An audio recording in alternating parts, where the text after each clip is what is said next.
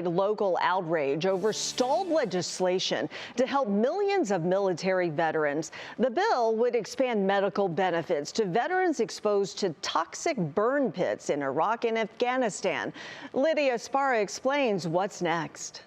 For veterans across the country, the last 3 days, a punch in the gut. They're coming up with very rare cancers, a lot of lung diseases. Tim Hauser is a veteran.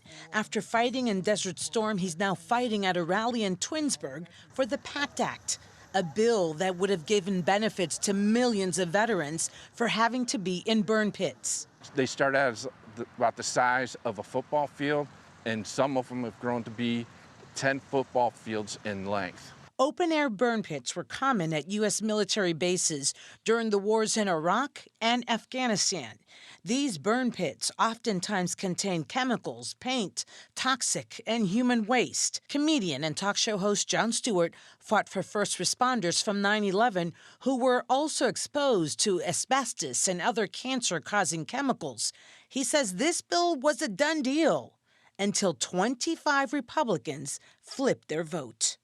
In the meantime, every minute of delay is a minute that a veteran who fought for this country and their families and their caregivers suffer and die. We've lost people through this fight. Some Republicans say they voted against it because they have questions on how the $400 billion would be spent.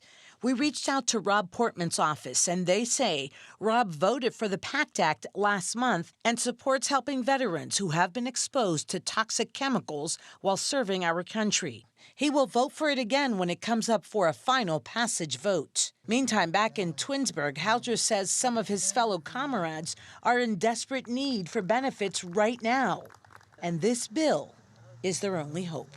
It means fellow veterans are not going to get their health care that they've earned, that the government promised them when they served. Now, the first time around, the bill passed in June, 84-14, and on Thursday, that's when the 25 Republicans flipped. There is another vote on Monday, and Lena, veterans are hoping those 25 change their minds again because they begin a recess on August 5th. All right, time is running out. We'll keep following it. Thanks so much, Lydia.